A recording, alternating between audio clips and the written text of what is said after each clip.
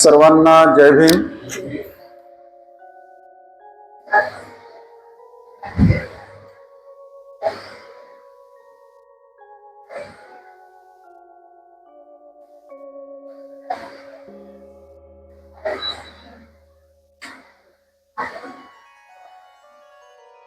काल आपण पंचशिलेमधलं तिसरं शील पाहिलं. बाबासाहेबांनी दिलेल्या 22 प्रतिज्ञांमधलं 15वी प्रतिज्ञा पाहिली. 15वी प्रतिज्ञानुसार बाबासाहेबांनी जी प्रतिज्ञा दिली, मी व्यभिचार करणार नाही. आणि पंचशिलेतलं जे तिसरं शील आहे पाली भाषेतलं, कामे सुमिच्छाचारा वेरमणी सिक्खापदं समाधिया, म्हणजे लैंगिक दुराचारापासून अलिप्त राहण्याची शिकवण मी ग्रहण करतो. ही काल आपण पाहिलं. वेळेपर्यंत जेवढं आपल्याला शक्य आहे तेवढं आपण पाहतो आणि उर्वरित त्याचा आढावा म्हणून दुसऱ्या दिवशी थोडक्यात सांगायचा प्रयत्न करतो.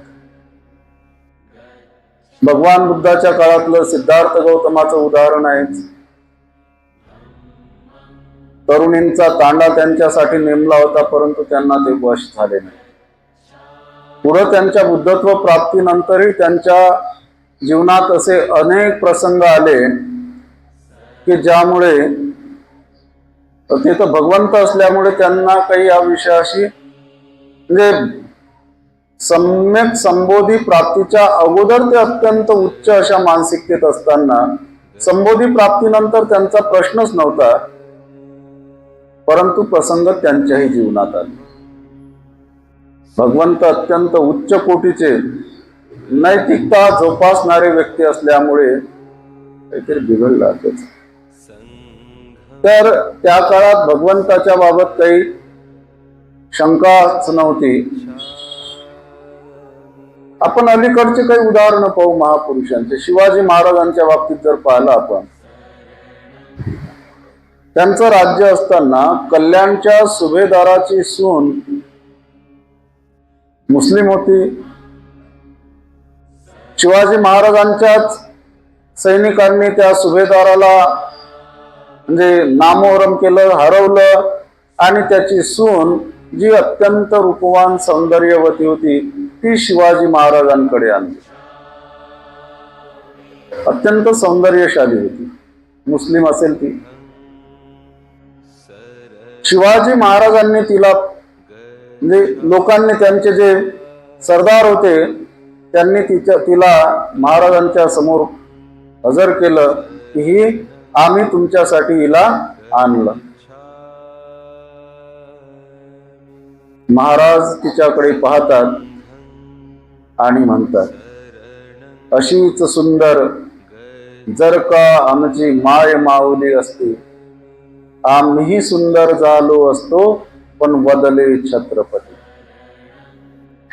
वास्तविक शिवाजी महाराजांची आई अत्यंत सौंदर्यशाली होते, राजविंडे होते, जिजामाता. पण त्या कल्याणच्या सुभेदाराच्या सुनेला शिवाजी महाराज अक्षरशः मातेची उपमा देतात, माय माऊली. आणि ज्यांनी तिला आणलं त्यांना शिक्षा करतात, त्यांच्याच लोकांना ते शिक्षा करतात. बाबासाहेबांच्या बाबतीत जर आपण पाहिलं, बागडे साहेबांनी गीत लिहिलेलं आहे त्यांच्याबद्दल, इंग्लंडची लुशी. इंग्लंडला बाबासाहेब असताना लुशी नावाची तरुणी, बाबासाहेब होतेच, राजभिंडे होते, त्यांचं व्यक्तिमत्व अत्यंत देखणं होतं. त्यामुळे त्यांच्यावर अनेकदा महिला तरुणी भाळल्या जायच्या. पण बाबासाहेब नैतिकतेच्या बाबतीत अत्यंत उच्च कोटीचे त्यांचं आचरण होतं. ती लुशी बाबासाहेबांना म्हणते की तुम्ही माझा स्वीकार करा. बाबासाहेब वर्षोगिंती बाहेर राहायचे, परदेशात राहायचे. माता रमाई आणि कुटुंब सगळं इकडे राहायचं, बाबासाहेब परदेशात राहायचे. त्यावेळेला ती लुशी त्यांना म्हणते की तुम्ही माझा स्वीकार करा. तिचा बोलण्याचा अर्थ वेगळा. बाबासाहेब वेगळ्या अर्थाने म्हणतात की हो, मी तुझा स्वीकार केला असं समज, पण बहीण म्हणून मी तुझा स्वीकार केलेला आहे. ही जी नीतिमत्ता आहे, नैतिकता आहे, आपल्या महापुरुषांनी, आपल्या आदर्शांनी ही जोपासलेली आहे. आणि म्हणून भगवंतांनी पहिल्यांदा सुरुवातीलाच म्हटलं की कोणताही समाज अधोगतीला जातो तर त्याचं दोन कारण असतात, की आदर्श असणे आणि आदर्श नसणे. पुढे आपण समारोपाच्या या पंचशिलेचा समारोप करू त्यावेळेला सांगू अजून. म्हणजे आपले बाबासाहेब कसे वागत होते, आपण ज्यांना आपले बाबा म्हणतो ते कसे वागत होते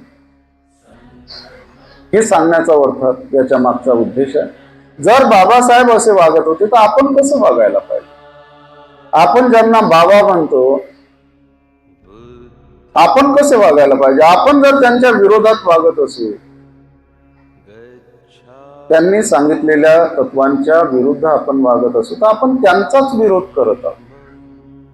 आपण त्यांचा विरोध करत आहोत असा त्याचा अर्थ होतो. आज आपण पाहणार चौथं शील, मुसावादा वेरमणी सिक्खापदं समादियामि. मुसावाद म्हणजे खोटं बोलण्यापासून अलिप्त राहणे. मुसावादा वेरमणी, वेरमणी म्हणजे अलिप्त राहणे. खोटं बोलण्यापासून अलिप्त राहण्याची शिकवण मी ग्रहण करतो. मुसावादा वेरमणी सिक्खापदं समादियामि. बाबासाहेबांनी 22 प्रतिज्ञांमध्ये 16वी प्रतिज्ञा दिलेली आहे, मी खोटं बोलणार नाही. बाबासाहेबांनी फारच सोपं करून टाकलेलं, जास्त डोक्याला ताप नाही दिला. आपल्या डोक्याला जास्त ताप नको, कारण फाटे फोडणारे लोक खूप असतात. ताप का नको? फाटे फोडणारे लोक खूप असतात.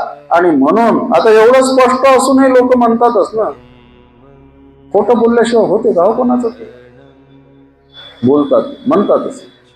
खोटं बोलल्याशिवाय होतच नाही म्हणतात, जगताच येत नाही.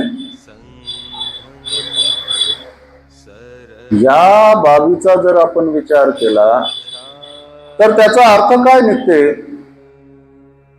म्हणजे खोटं कोणी, खरं कोणी बोलतच नाही, आणि याच्यापूर्वी कोणी खरं बोलले नाही. खोटं बोलल्याशिवाय होत नाही, जगता येत नाही असं म्हणणं म्हणजे काय? की खरं कोणी, सत्य कोणी बोललेच नाही आणि बोलतच. तसंच ते जो चोरी करते त्याला सगळे चोरच दिसतात, जो खोटा बोलते त्याला सगळे खोटे बोलणारेच दिसतात. ज्याची जशी दृष्टी आहे, ज्याचे जसे विचार आहेत, ज्याच्या मनामध्ये ज्या प्रकारचे विचार आहेत त्याच प्रकारे तो इतरांना समजत असते, त्याच प्रकारे तो इतरांना पाहत असते. खोटं का बोललं जाते? आपण काही बाब तत्वज्ञानाच्या बाबतीत पाहू. भगवान बुद्धांनी जे सांगितलेलं आहे तत्वज्ञानामध्ये, पंचशिलेमध्ये सांगताना, स्पष्टीकरण करताना भगवंतांनी खोटे बोलण्याचे 3 स्तर सांगितलेले आहेत, पायऱ्या सांगितलेल्या आहेत, 3 पायऱ्या. पहिली पायरी अशी की एखादा व्यक्ती खोटा बोलते तर त्या खोटं बोलण्यामध्ये त्याचाही काही फायदा नसते आणि दुसऱ्याचाही काही फायदा नसते. त्याचा वैयक्तिकही स्वार्थ नसते आणि दुसऱ्याचाही काही फायदा होईल असं नसते, तरी तो विनाकारण खोटा बोलतो. हा एक खोटा बोलण्याचा प्रकार, सगळ्यात खालची पायरी. दुसरा जो प्रकार आहे खोटा बोलण्याचा, तो असा आहे की आपला स्वतःचा स्वार्थ असते. खोटं बोलणाऱ्याचा स्वतःचा स्वार्थ असते आणि दुसऱ्याचं नुकसान होणार असते. दुसऱ्याच्या अहितासाठी आणि स्वतःच्या फायद्यासाठी खोटा बोलते. याला मोठ्या प्रकारचं खोटं बोलणं म्हणतात.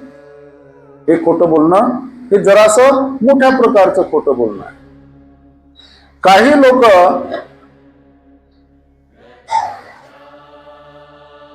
ज्याला जे स्वतःला साधू, तपस्वी, ऋषी, मुनी समजतात असे लोक नसलेल्या शक्ती, स्वतःमध्ये नसलेल्या शक्ती असल्याबद्दल सांगतात. स्वतःमध्ये एखादी शक्ती त्याला प्राप्त झालेली नसेल तरी तो सांगते की मी या पदाची या शक्तीची प्राप्ती केलेली आहे. आणि मग याचा परिणाम काय असते, तो लोकांना आपल्याकडे आकर्षित करून घेण्यासाठी लोकांनी आपली पूजा करावी, मान सन्मान करावा, आपल्याला आदर द्यावा, आपल्या सगळ्या फुकटाफाकटात गरजा पुरवाव्यात, अशा प्रकारे त्याचा, आणि खास करून लोकांनी मान सन्मानच नाही तर त्याच्या प्रति पूज्य भाव लोकांनी व्यक्त करावा, पाया लागावं, त्याच्या सोप्या शब्दात त्याच्या पाया पडले पाहिजे, त्याला नमस्कार, त्याला अभिवादन केलं पाहिजे. अशा प्रकारे त्याची मानसिकता असते, मनोकामना असते, आणि ती पूर्ण करण्याच्यासाठी तो खोटा बोलत असते की मी अमक्या पदाची प्राप्ती केलेली आहे, मला ह्या ज्ञानाची प्राप्ती झालेली आहे. काहीच प्राप्त झालेलं नसते तरी तो तसं सांगतो. हे खोटं बोलणं, हे पापमय खोटं बोलणं असते. हे मोठ्या प्रकारचं पाप असते याच्यामध्ये. म्हणजे एकतर खोटं बोलण्याची जी भावना असते ना, त्याच्यामध्ये पापी प्रवृत्तीच असते. हिंसा, तसं तर सगळ्याच बाबतीत तसं आहे. हिंसा असो, चोरी असो, व्यभिचार असो, खोटं बोलणं असो, मुळात त्याच्या मागं पाप भावना असते, पाप कर्म करण्याची भावना असते, विचार असते. आणि म्हणून हे जे खोटं बोलणं आहे, या खोट्या बोलण्यामध्ये काय असते तर खऱ्या अर्थानं सत्याशी प्रतारणा करणं असते. जे सत्य असते त्या सत्याला लपवण्याचा प्रकार असतो, त्या सत्याला तोडून मोडून मांडण्याचा प्रकार असतो, त्या सत्याला चुकीच्या पद्धतीनं लोकांच्या समोर सांगण्याचा प्रकार त्याच्यामध्ये असते. सोप्या भाषेत लपवा छपवी असते. मनात वेगळं, वाचेत वेगळं. मनात काहीतरी वेगळंच असते परंतु वाचेत मात्र वेगळं असते. आणि त्यामुळे या खोटं बोलताना काही घटना, काही वेळेला लोभ असतो त्याच्या मागं. काही वेळेला माणूस खोटा बोलतो तर त्या खोटा बोलण्याच्या मागे लोभाची भावना असते. काही वेळेला खोटा बोलतो तर त्याच्या मागे द्वेषाचीही भावना असते. सगळ्या वेळेस एकच नसते, सगळ्या वेळेस एकच भावना नसते, तर कधी लोभ असते तर कधी द्वेष असते. एखाद्या माणसाकडून आपल्याला काहीतरी प्राप्त करून घ्यायचा आहे, फायदा करून घ्यायचा आहे. तो चांगला माणूस नाही आपल्याला माहित असते, त्याचं आपलं पटत नाही हे आपल्याला माहित असते, तरी त्याची स्तुती करायची, त्याच्याशी गोड गोड बोलायचं, त्याला मार हरभऱ्याच्या झाडावर चढवायचं. कशासाठी? स्वतःचा फायदा करून घेण्याच्या साठी, स्वतःचा फायदा करून घेण्याच्यासाठी त्याच्यासोबत गोड गोड बोलायचं. कधी कधी कुणाला फसवण्यासाठी खोटं बोललं जाते. हे वास्तविकता, हे फसवणं म्हणजे काय असते? आपण पाहतो बरेचदा लोक व्यवहार करतात पैशांचे वगैरे, अत्यंत म्हणजे असं दाखवतात की खूपच अडचणीत आहोत, खूपच अडचणीत आहोत, आणि तुम्ही जर दिले तरच मी जगतो नाहीतर मरतो. इतक्या प्रकारे ते लोक बोलतात. कमाल वाटते की अशा, तसं पाहायला तर त्याची कलाकारी, खूपच कलाकारीचा दादच द्यावा लागेल, एवढे कलाकार असतात ते लोक. अगदी आपल्या ध्यानीमनी येत नाही का एवढा खोटा बोलत असेल. अशा पद्धतीनं खोटं बोलतात की बस तुम्ही द्या ना, आता 2 दिवसानं माझ्याजवळ 10,000 येऊन राहिले, तुम्ही फक्त 2,000 द्या. 2 दिवस गेले, 3रा दिवस नाही निघू देत ना, देतोच म्हणते तुमचे वापस, फक्त तुम्ही 2,000 द्या. आणि मग त्याच्यावर 3 दिवस तर काय 3 हप्तेही जातात, 3 महिनेही जातात. पैसे काही वापस द्यायचं नाव नाही का? फसवणं, फसवणूक करणे. आणि मागणार ज्यानं दिले त्यानं समजा मागितले, देतो ना, पयालो काय? तूच पाहिले काय पैसे? तुझ्याच जवळ पैसे आहेत का? आम्ही काय पैसेच नाही पाहिले का? अरे तुझ्याजवळ आहेत, पाहिलेले आहेत, तरी कायले उसने नेले, उसने म्हणून. आणि नेले तर नेले ज्या मुदतीत म्हटला तू, 3 दिवस नाही तर त्याच्या पुढे 6 दिवस लाव, 3 हप्ते लाव, पण देत होते. पण त्याची इच्छा नसते द्यायची. बरेचदा पाहतो ना आपण, त्याच्याकडे पैसे असतात, तो खर्च करते, दुनियाभराचा खर्च करते, वेगवेगळ्या कामावर खर्च करते, वेगवेगळ्या शेवकावर खर्च करते, पण उसने ज्याचे घेतले त्याचे वापस करायचं नाव काढत नाही. त्याची इच्छाच नसते, कारण त्यानं घेतलेलेच याच्यासाठी असतात की याची आपल्याला फसवणूक करायची आहे. फसवणूक करण्यासाठी म्हणून तो खोटा बोलून त्यानं पैसे घेतलेले असतात. काही लोक कुणाची मजाक करतात. मजाक हा विषय फार गंभीरचा विषय आहे, आणखी सम्यक वाचेमध्ये आपण सांगूच त्याला. पण मजाक मध्ये खोटं बोललं जाते. काही वेळेला साधे सुधे सरळ स्वभावाचे लोक असले तर त्या मजाकला खरं समजतात आणि त्याची फजिती होते. एखादा विषय असला की बाबा तुले अमक्या अमका व्यक्तीनं तिथं बोलावलं, मजाक मध्ये सांगून द्यायचं, तुले अमक्या अमक्या व्यक्तीनं अमक्या अमक्या दिवशी या ठिकाणी बोलवलं. त्याला वाटते खरं, त्यानं जावं तिथं काहीच नसते, आणि मग लक्षात येते की आपल्या संग यानं मजाक केली. त्याचा वेळ गेला ना, त्याला त्रास झाला ना.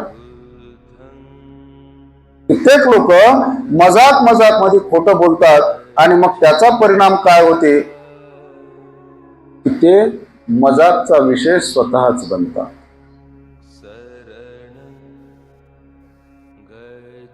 मजाक, थट्टा, मस्करी कोणत्या विषयावर करावी, कुठं करावी, कोणासोबत करावी, किती करावी, याचं भान ठेवलं पाहिजे.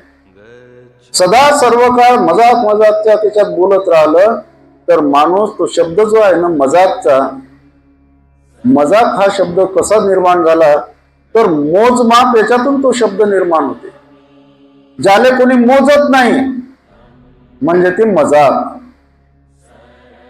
ज्या गोष्टीले कोणी मोजत नाही म्हणजे ते काय झाली, मजाक झाली. आणि मग काही दिवसानं असं येते की जो मजाक करणारा असते त्यालाही कोणी मोजत नाही. मोजत नाही म्हणजे त्याची किंमत करत नाही, त्याचं महत्व देत नाही, त्याला जाऊ द्या म्हणते हा असाच आहे. जसं ते लांडगा आला रे आलाचं ते उदाहरण सांगतात ना लोक, शाळेच्या पुस्तकामध्ये राहायचं. एक पोरगा, गुराखी पोरगा, तो गुरु चारायला जाते आणि म्हणजे बकऱ्या चारायला जाते, आणि तिकडे गेला तर मार बोंबलते, लांडगा आला रे, लांडगा आला रे, लांडगा आला रे, धावा रे. आणि लोक मार, आपले लोक येतात आणि पाहतात, हा आपला हसते. मजाक केली, एवढे लोक जमा झाले, त्याले मजाक वाटते, पोराले मजाक वाटते. असाच तो दररोजचा करते. आणि खरोखर एक दिवस लांडगा येतो, बकऱ्या खाते, आपला बोंबलते, कोणीच येत नाही. लोकायला काय वाटते, हा मजाकच करते. आणि मग खरोखर एक दिवस लांडगा येते ना, बोंबलते, तरी कोणी त्याचं ऐकत नाही, मनावर घेत नाही, कारण खोटा बोलते. हा खोटा बोलण्याचा मजाक का होईना, मजाक मध्ये का होईना, हा प्रकार अंगलट येत असतो. बरेचदा लोक मजाक मध्ये चुकीचं बोलतात, तत्वज्ञानावर सुद्धा चुकीचं बोलतात. तत्वज्ञानाची ज्या वेळेस आपण मजाक करतो, तर उडवतो. कित्येक लोक आम्ही पाहायचे ना, मुसावादा वेरमणी सिक्कापदं समाधी आम्ही बुद्धं शरणं गच्छामि बुद्धं शरणं गच्छामी गच्छामी न म्हणता गौशामी म्हणत होते. एवढे लोक आपले विद्वान होते. गौशामी म्हणायचे. मी हे ऐकलं जुन्या लोकांच्या तोंड. किती लोक आपल्याच तत्वज्ञानाचे आपणच मजाक करतो आणि मजाकही अशा पद्धतीनं करतो. कोण आपली किंमत करणार? म्हणून हे जे खोटं बोलण्याचा प्रकार आहे याच्यामध्ये काही वेळेला काही लोक दुसऱ्या ज्या व्यक्तीला जो व्यक्ती आपल्याला आवडत नाही त्याचा कमीपणा दाखवण्याच्या साठी खोटं बोलत असतात. जे लोक स्वतःच्या चांगल्या कर्मामुळे यश संपादन करतात, पुढे जातात, ज्यांना लोक चांगलं म्हणायला लागतात त्या लोकांच्या बद्दल ज्याले कोणीच विचारत नाही त्या व्यक्तीच्या मनात द्वेष निर्माण होते. हे तर सर्वसाधारण परिस्थिती आहे. ही परिस्थिती हजारो वर्षांपासूनची आहे, आताही आहे आणि भविष्यातही आहे. आणि मग याले काय वाटते? यालेच जास्त भाव देतात, यालेच जास्त मान सन्मान देतात, यालेच जास्त लोक विचारतात. आपल्याला कोणीच विचारत नाही, आपल्याला कोणीच भाव देत नाही. आणि म्हणून हा काय करते? त्याची बदनामी करण्याच्यासाठी वेगवेगळ्या प्रकारच्या अफवा पसरवते. नसलेल्या त्याच्याबद्दल, चांगल्या माणसाच्या बद्दल नसलेल्या अफवा, नसलेल्या गोष्टी लोकांच्या समोर सांगत सुटते. भगवंताचे बद्दल झालं, बाबासाहेबांचे बद्दल झालं, समाजामध्ये महापुरुष नाही सुटले तर आपण कुठं राहतो? खोटं बोलणारे लोक अशा प्रकारे चांगल्या चांगल्या लोकांच्या बद्दल म्हणजे अफवा पसरवत असतात. ते चांगले कर्म करतात परंतु त्यांच्याबद्दल वाईट गोष्टी समाजामध्ये लोकांमध्ये पसरवत असतात. स्वतःमध्ये नसलेले सद्गुण इतरांच्या समोर मार आपले, त्याला काय म्हणता येईल, मार लावून तेल मीठ तिखट मिरची मसाला लावून सांगतात मी किती चांगला, मी स्वतः किती चांगला आहो. तो चांगला नसलाही तरी लोकांना सांगण्याच्यासाठी स्वतःच्या बद्दल मार सांगते. नसलेले सद्गुण तो लोकांना सांगत राहील. स्वतःचा मोठेपणा दाखवण्याच्यासाठी तो अशा प्रकारे बोलत असते. आणि आपण पाहतो दिलेला शब्द न पाळणे, मी आताच सांगितलं. लेखी स्वरूपात आपण शब्द देतो लोकायले, लग्नाची पत्रिका देतो, लग्नाची वेळ टाकतो पत्रिकेवर, लेखी स्वरूपात असते. सकाळी 11 वाजून वास्तविक मुहूर्ताच्या टायमासारखा आपण लिहत नाही, परंतु काही काही जास्त मुहूर्त पाहून लिहत असले तर काही सांगता येत नाही. 11 वाजून 30-35 मिनिटांना, कोणी 32 मिनिटांना असे लिहितात. सर्वसाधारण टायमिंग आपण लिहिताना राऊंड ऑफ करतो. 11:30, 12, 11, 10 असे राऊंड ऑफ करतो आपण टायमिंग. पण जर कोणी मुहूर्त पाहूनच लिहत असतील तर मग कसे लिहितात? 10 वाजून 51 मिनिटांना, 9 वाजून 38 मिनिटांना पत्रिकेवर लिहितात. लग्न किती वाजता लागते?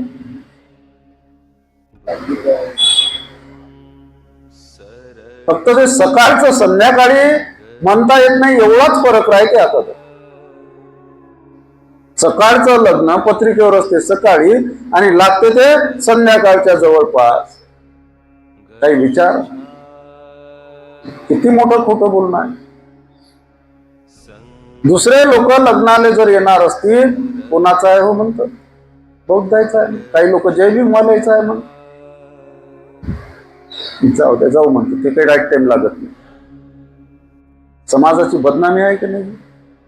मी अगोदर लग्न लावायचा त्यावेळेस काही एवढं वातावरण बिघडलेलं नव्हतं. मी लग्न लावायचं त्यावेळेस एवढं बिघडलेलं नव्हतं वातावरण आताच्या सारखं. माय लग्न झालं ना झालं, मी लग्न लावणं बंद करून टाकले. माय लग्न व्हायच्या अगोदर लावले, माय लग्न झालं ना झालं याचा अर्थ हा नाही की काही चुका दिसल्या काय, बाहेर होतो. आता कोणी चुकून येते एखादा, लग्न बोरेसाहेब लग्न लावलं, मला माहित असते मला काही लग्न लावायची वेळ येत नाही. का? कोणी आला की त्याला पहिला प्रश्न करत असतो, कितीचा टायमिंग टाकला रे बाबा पत्रिके? 10:30चा. 10:30चा आहे का? ठीक आहे, तुले अर्धा तास मा इकडून ग्रेस पिरियड. 10:30च्या ऐवजी 11 वाजेपर्यंत मी त्या लग्नाची नवरदेव नवरीची वाट पाहिन स्टेजवर. 11 वाजले तर मी तुला ओळखणार नाही, तू मला ओळखायचं नाही. लग्न लावणं तर काही संबंधच नाही, होतच नाही, येतच नाही. मला माहिती आहे. ते म्हणतात नाही हो नवरदेव नाही आला, ते मला नको सांगू, ते पिव तू पा. तो माझा विषय नाही आहे. मी विषय जो सांगतो तेवढं. जर तुला वाटते की मी लग्न लावावं तर नाही वाटत, मी काय त्या मताने नाही वागणार, करतच नाही. लोक म्हणजे पाहना, कॅटरर्स ठरवतात, हॉल ठरवतात, आचारी ठरवतात, बँड बाजा ठरवतात, डीजे ठरवतात, पाहुण्याचं स्वागताचं ठरवतात, दुनियाभराचं अहिराचं ठरवतात, दागिन्याचं ठरवतात. लग्न टायमावर लावायचं नाही ठरवत. कोणी लोक कुठून आलेले असतात, कधी आलेले असतात, कोणी आजारी असतात, कुणाला कोणता त्रास असते, कुणाला लवकर जायचं असते. टायमाच्या बद्दल बंधन पाळत नाही आणि त्याचा परिणाम इतरांना त्रास होण्यात होते. आणि मग आपण जर लोकांना त्रास देऊ, त्रास कोण देणारे कोण झाले? जे लग्न करणारे आहेत तेच आहेत की नाही त्रास देणारे. ते जर लोकांना त्रास देतील तर मग त्याच्या जीवनात त्रास भोगायची वेळ आल्यावर त्रास होणारच ना. हा जो प्रकार आहे हा सगळ्यात मोठा आजच्या स्थितीतला खोटं बोलण्याचा प्रकार आहे.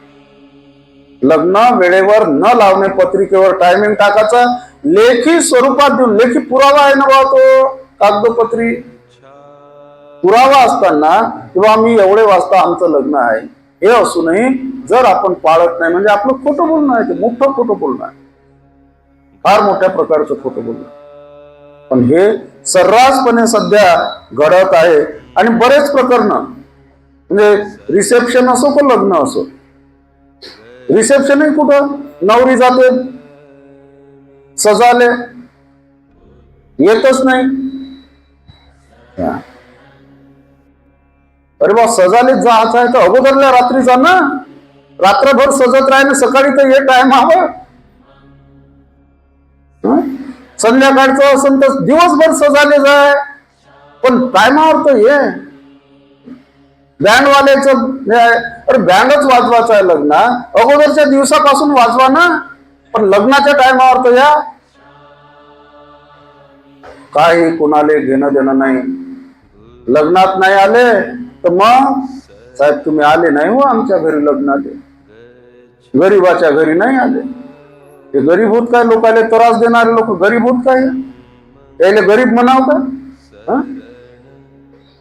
त्याला गरीब म्हणाव का? राजकारणी लोकांचं तर खोटं बोलणं सोडूनच द्या, त्याचा तर काही मग हिशोबच नाही. निवडणूक आली रे आली तर दुनियाभराचे आश्वासन देतात लोकांना, आम्ही तुमच्यासाठी अमक करू, टमक करू, हे करू, हे करू, तुम्हाला उलटे टांगू, सरके करू,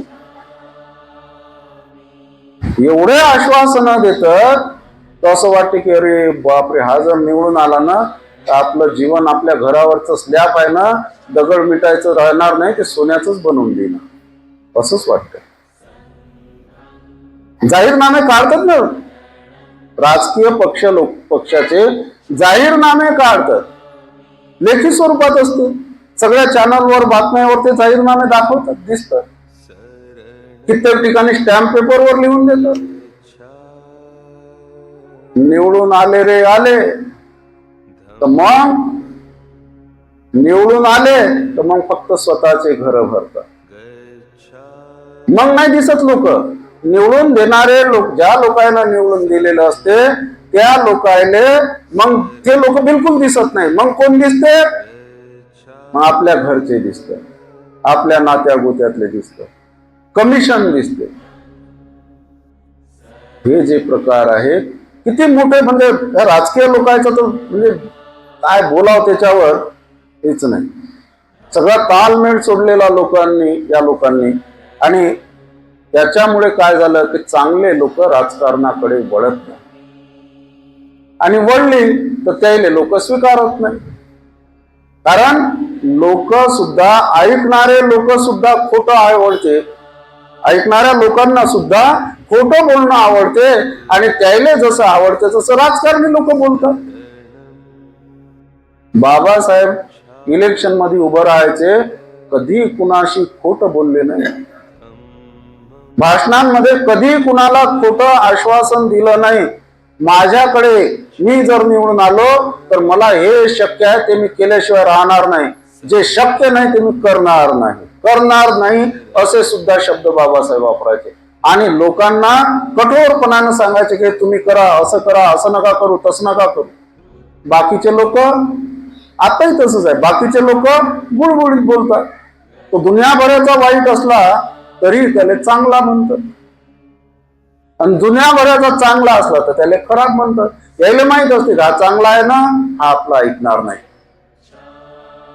चांगला माणूस आपलं ऐकणार नाही हे त्याला माहित असते. खराब बसलेला माणूस आपला ऐकल म्हणून त्याला चांगला म्हणतात. हे जे खोटं बोलण्याचा प्रकार आहे, याच्यामुळे आजकाल वातावरण जास्तीत जास्त खराब झालेलं आहे.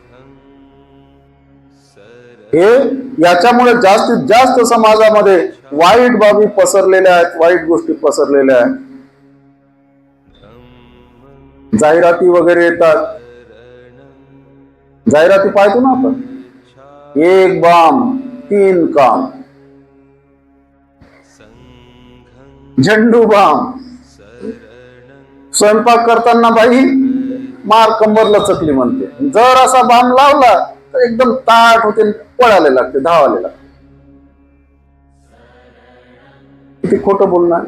आपल्या त्यात 3-4 बॉटल संपतात तर आपली काही दुखणं बसत, आपली काही जागेवर नाही येत, हात पाय कमर काहीच नाही. तसे खोटं बोलणं. आणि म्हणून ते म्हणतात ना की खोटं बोलणाऱ्याचे बोंडही खपत असतं. जो खोटा बोलते त्याचे बोंडही खपत असतं, खरं बोलणाऱ्याचं सोनही खपत नाही, अशातला हा प्रकार. याचं कारण असं की ऐकणाऱ्या लोकांनाही खोटं आवडते, आणि म्हणून त्या ऐकणाऱ्याच्या हिशोबानं बोलणारे लोक खोटं बोलतात. म्हणजे ऐकणारे चुकीचे आणि बोलणारेही चुकीचे. त्यासाठी धम्माच्या मार्गावर असलेल्या व्यक्तीनं जास्तीत जास्त सत्य कसं आपल्याला पाहता येईल हे पाहिलं पाहिजे. धार्मिकतेत असणारी लोक काही सगळेचे सगळे खरेच बोलतात असं नाही. बरं, आपल्या इकडे भिक्खू लोक प्रवचन देतात. आता प्रवचन द्यायचे म्हटल्यावर काही बौद्ध तत्वज्ञानात फक्त दान हाच विषय थोडा आहे. दान हा एकच विषय नाही आहे बौद्ध तत्वज्ञानात, पण येऊन जाऊन अर्ध जास्त प्रवचन दानावरच होते. दान महत्वाचं आहे, पण तेवढंच महत्वाचं नाही आहे ना. त्याच्या मागे शील आहे, नैष्क्रम्य आहे, उपेक्षा आहे, मैत्री आहे, करुणा आहे, अनेक आहे. आर्य अष्टांगिक मार्ग आहे, पंचशील आहे, अष्टशील आहे, दशशील आहे. खूप आहे मोठं तत्वज्ञान. एक दानानच काय घेऊन बसले?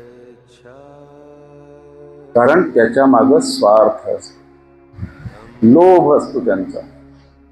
आणि म्हणून ज्या गोष्टीचं महत्व जास्त सांगायला पाहिजे त्याचं कमी महत्व सांगतात, आणि ज्या गोष्टीचं महत्व कमी सांगायला पाहिजे त्याचं जास्त सांगतात. आणि याचा परिणाम काय होते? स्वतःच्या तुंबड्या भरल्या जातात. स्वतःच्या झोळ्या भरण्याचं काम हे लोक करीत असतात.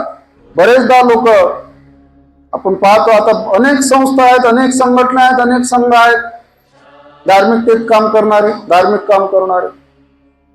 प्रत्येक जण काय म्हणते, मी जे करतो ना तेच बरोबर आहे. आमची संस्था, आमचा संघ, आमची संघटना जे काम करते धार्मिकतेचं तेच सगळ्यात चांगलं आहे, दुसऱ्याचं सगळ्याचं चुकीचं आहे. राजकीय लोकही असेच म्हणतात की आमचीच पार्टी चांगली आहे, आमचाच पक्ष चांगला आहे, त्याच्यात ना याच्यात काय फरक राहिला. अरे जर एक संस्था, एक संघ किंवा संघटना जे काम करते, म्हणजे पंचशील सांगते, त्रिसरण सांगते, अष्टांग मार्ग सांगते, 10 पारमिता सांगते, लोकांना सन्मार्गावर आणण्याचा प्रयत्न करते, लोकांना दुराचारापासून दूर नेण्याचा प्रयत्न करते, आणि दुसरे जे जर तेच करत असतील, काय बिघडलं? कशाला स्पर्धा पाहिजे? पण आपल्याकडे लोक येत नाही आणि त्यांच्याकडे लोक जातात, तर मग ज्यांच्याकडे लोक जातात त्यांच्याबद्दल अफवा पसरवायच्या. तर ते काही सांगतात, चुकीचं सांगतात, चुकीचं सांगतात आणि लोक त्याचं ऐकतात. म्हणजे सांगणाऱ्यालाही चुकीचं म्हणतात आणि ऐकणाऱ्यालाही चुकीचं म्हणतात. आत्मपरीक्षण स्वतःच करत नाही. ज्या वेळेला जर कोणी आपण सांगतो आणि ऐकत नाही किंवा समजून घेत नसतील, त्याला प्रतिसाद देत नसतील, तर लोकांना दोष देण्यापेक्षा आपण खरोखर स्वतःकडे पाहिलं पाहिजे, स्वतःला पाहिलं पाहिजे की आपण जे काही सांगतो ते बरोबर आहे की नाही, चुकीचं आहे का.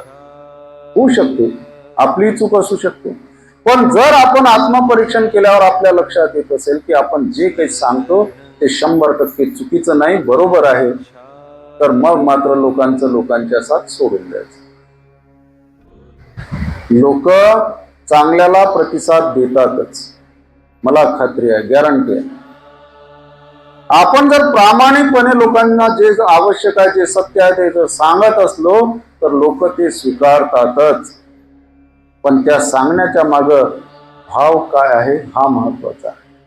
स्वतःची खुशारकी मारणं, स्वतःचा विद्वत्ता दाखवणं, स्वतःची स्तुती करणं, लोकांची फसवणूक करणं, लोकांकडून कोणता ना कोणता स्वार्थ आपला साधून घेणं, अशी जर भावना त्या सांगण्याच्या मागे असेल तर लोक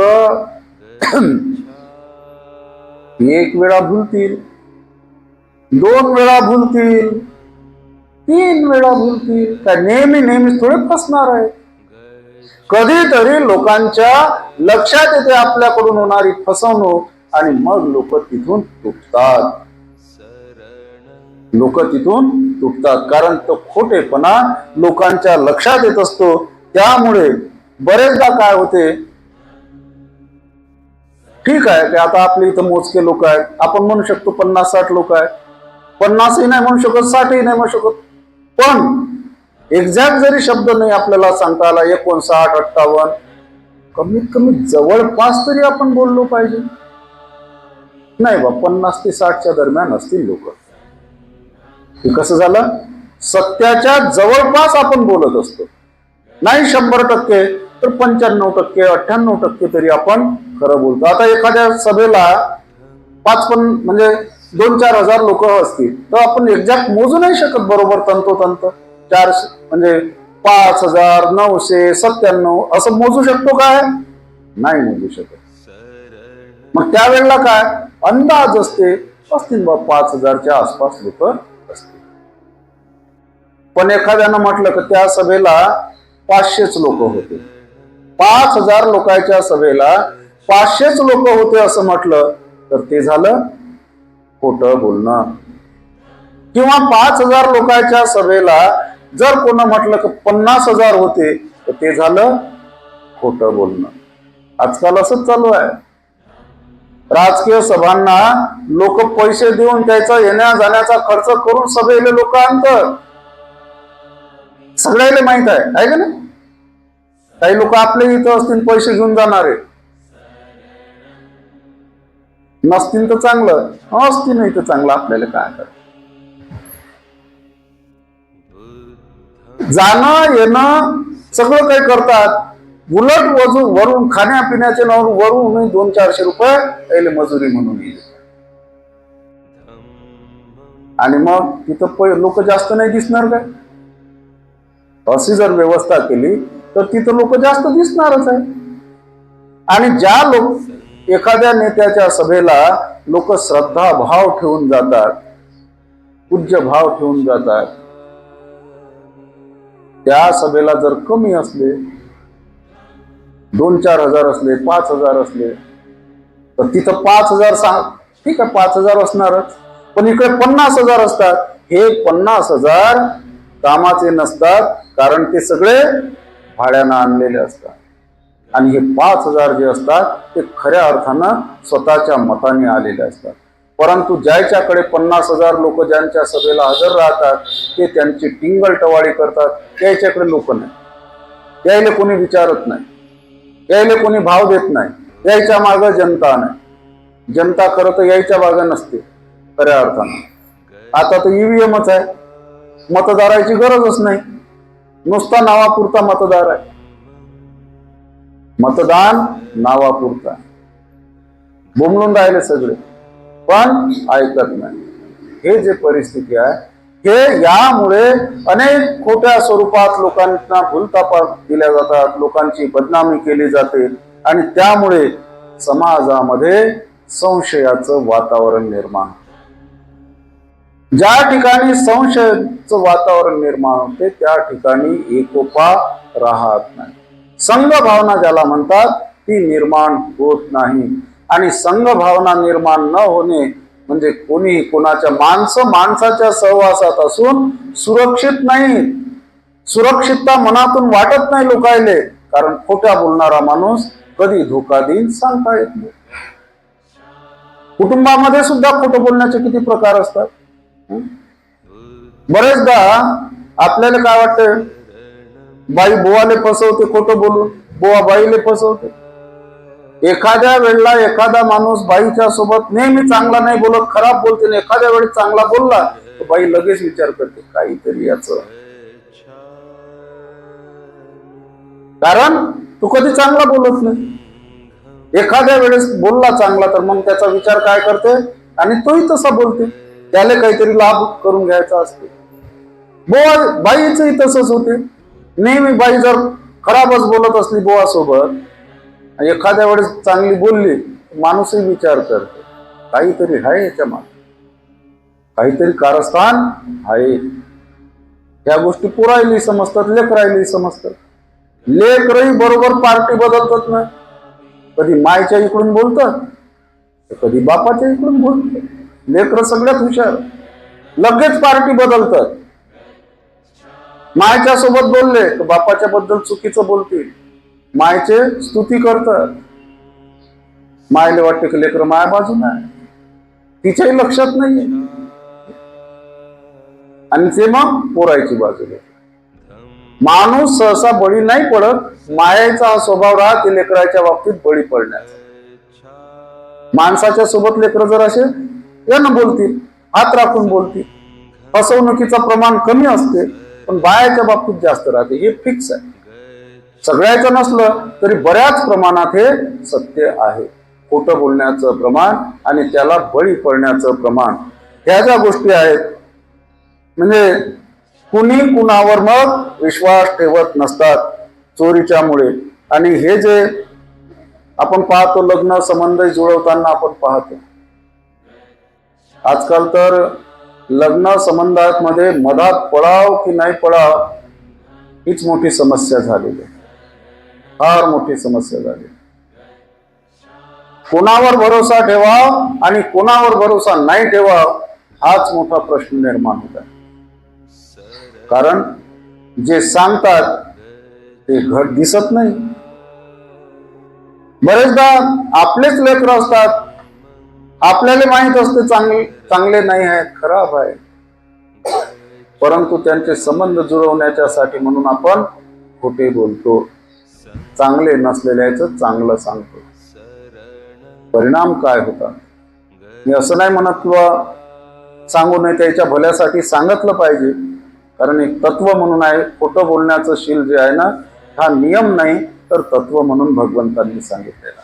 आवश्यक त्या ठिकाणी खरंच गरज असेल तर त्या ठिकाणी खोटं बोललं पण पाहिजे, पण खोटं बोलताना पुरेपूर भान असलं पाहिजे. त्याचे परिणाम काय होतील याचा पुरेपूर विचार केला पाहिजे. मी काल व्यभिचाराचं प्रकरण सांगताना ते सिया गोयलचं प्रकरण चेतन अग्रवालचं सांगितलं, काय परिणाम झाले? मायबापायला माहित नसेल का तिचं प्रकरण? सगळं माहिती असते, भले माग पुढे माहिती होते, पण बऱ्याच प्रकरण लेकरायचे मायबापायला माहिती असतात. हे ठीक आहे, तर बाहेरच्या पहिले माहित होते आणि घरातल्या नंतर माहिती. हे सत्य आहे. आपल्या मागचा अंधार आपल्याला नाही दिसत ना, तो दुसऱ्याला दिसत असतो, तो दुसऱ्याला दिसते आणि त्याच्यामुळे दुसऱ्याला पहिले माहित होते, नंतर मग मायबापायला माहित होते. माहित झाल्यावर सावधगिरी बाळगली पाहिजे. जर का आपल्याला माहिती आहे की आपला दाम खोटा आहे आणि तरी आपण त्याच्याबद्दल मायापुरी सारखी दुसरी नाहीच कोणी, माया पोरगा, बापा बापा, माया माया माई माई, हे जे भाव आहे आणि त्याचा परिणाम मग काय होते? लग्न वगैरे जुटल्यावर, जुटताना चांगलं सांगतात आणि जुटल्यावर नंतर झाल्यावर काही काही तर लग्न व्हायच्या अगोदरच, लग्नाच्या अगोदरच फिसकटतात, पळून जातात पोरी. बरेच प्रकरण असे घडत आहेत. बरेच प्रकरण पाहतो की 2 दिवसावर लग्न आहे, पोरगी पळून जाते, नाही तर पोरगा कुठंतरी गायब होते. काय करावं मायबापायनं? आता ज्याचा दोष असते, ज्याच्याकडचा दाम खोटा असते, त्याची तर चूक असते, पण परिणाम सगळ्यांना भोगावे लागतात. दोन्ही पार्टीच्या लोकांना परिणाम भोगावे लागतात खोटं बोलल्यामुळे. म्हणून हे जे खोटं बोलणं आहे, जिथं गरज आहे, एखादं आपण उदाहरण पाहू, आता रस्त्याने एखादे कसाई आहे, बैल घेऊन चालला, गाई घेऊन चालला, ढोरं घेऊन चालला, आपल्याला माहिती आहे की तो कायच्यासाठी घेऊन चालला? तो कापाच्यासाठी घेऊन चालला, तो कापण्याच्यासाठी घेऊन चालला आणि अचानकपणे त्याच्या त्या कळपातली एखादी गाय म्हणा, बैल म्हणा, भटकला, कुठंतरी दुसऱ्या वाटेनं गेला तो कळप सोडून. त्याच्या लक्षात येते त्या कसायच्या, आपल्या कळपातलं एक ढोर कमी झालं. आणि येणाऱ्या एखाद्या आपल्यासारख्या माणसाने जर त्यांना विचारलं की आमच्या याच्यातली गाय दिसली का इकडे, बैल दिसला का इकडे एखादा, जर आपल्याला दिसलाय आणि त्यावेळेस आपण जर दिसला म्हटलं इकडे गेला बा, तर तो काय होईल? तो जाईल तिकडे पकडून आणत आणि कापाले घेऊन जाईल. पण त्यावेळेस जर आपण म्हटलं की दिसला बा, इकडे जाताना दिसला, इकडे गेला, पण आपण त्याला म्हटलं इकडे जाताना दिसला, तर तो कुणीकडे जाईल पाहाले? आपण म्हटलं त्याप्रमाणे जाईल. इकडे बैल, तिकडे निघून जाईल, हा जाईल चुकीच्या दिशेनं, जीव वाचा. आपल्या खोटा बोलण्यामुळे जर कुणाचा जीव वाचत असेल तर ते खोटं बोलणंही फायद्याचं आहे. पण प्रत्येक वेळेस आपण खोटं बोलत जाऊ आणि म्हणत जाऊ, नाही ते गरजेचंच होतं, ते आवश्यकच होतं. ही जी सवय आहे, ही सवय चुकीची आहे. भगवान बुद्धांनी हे जरी सांगितलं तत्व म्हणून, भगवान बुद्धांनी तत्व म्हणून जरी सांगितलं, पण माणसाला स्वातंत्र्य दिलेलं आहे, गरज कुठं आहे आणि गरज कुठं नाही आहे याचा विचार करण्याची. कारण भगवान बुद्ध जगाच्या पाठीवर माणसावर विश्वास ठेवणारे एकमेव महापुरुष, सर्वात पहिले महापुरुष आहेत भगवान बुद्ध, ज्यांनी माणसावर भरोसा ठेवला, विश्वास ठेवला, माणसाच्या विवेक बुद्धीवर. माणूस चांगला विचार करून चांगला निर्णय घेऊ शकते. भगवंतांनी हा विश्वास दाखवला माणसावर. म्हणून ते तत्व म्हणून सांगताना हे असंच आहे, ते खरोखर ज्या ठिकाणी गरज आहे त्या ठिकाणी बरेचदा खोटं बोलतात आणि लक्षात आलं की खोटं बोलला, म्हणून म्हटलं का हो बाई तू तर माझ्यासोबत खोटं बोलली, का हो दादा तुम्ही तर माझ्यासोबत खोटे बोलले, तर तो किंवा ते काय म्हणते, नाही तिथं गरजच होती, तिथं तसंच बोला लागते, तिच्या संग तसंच बोला लागते, त्याच्या संग तसंच बोला लागते, खोटच बोला लागते. जन्मभर खोटच बोलणार का? ज्या वेळेस जेवढ्या प्रमाणात आपण गरज नसताना खोटं बोलतो, त्यावेळेस आपण आपली वाचा अशुद्ध करत असतो. वाचा आपण अशुद्ध करत असतो, असं समजा की घाण भरत असतो आपल्या तोंडात. वाचेमध्ये आपण घाण भरत असतो, ज्या वेळेस गरज नसताना आपण खोटं बोलतो त्यावेळेस. आणि म्हणून जर आपल्याला आपली वाचा शुद्ध ठेवायची, लोकांचा विश्वास संपादन करायचा, लोकांना जुळवून ठेवायचं, संघ भावना लोकांच्या मनात निर्माण करायची, संघ भावना निर्माण करून संघ स्वरूपात, संघटित स्वरूपात लोकांना जुळवून ठेवायचं, संघ निर्माण करायचा, तर खोटं बोलणं सोडून दिलं पाहिजे आणि जास्तीत जास्त सत्यच बोलणं स्वीकारलं पाहिजे. आणि हीच खरी आहे भगवान बुद्धांनी दिलेलं शील. मुसावादा वेरमणी सिक्खापदं समादियामि. बाबासाहेबांनी दिलेली प्रतिज्ञा, मी खोटं बोलणार नाही. याच पद्धतीनं ते आपण पालन करू शकतो. आज आपण इथंच थांबूया. उद्याला दुसरं शील आपण पुढचं बघूया.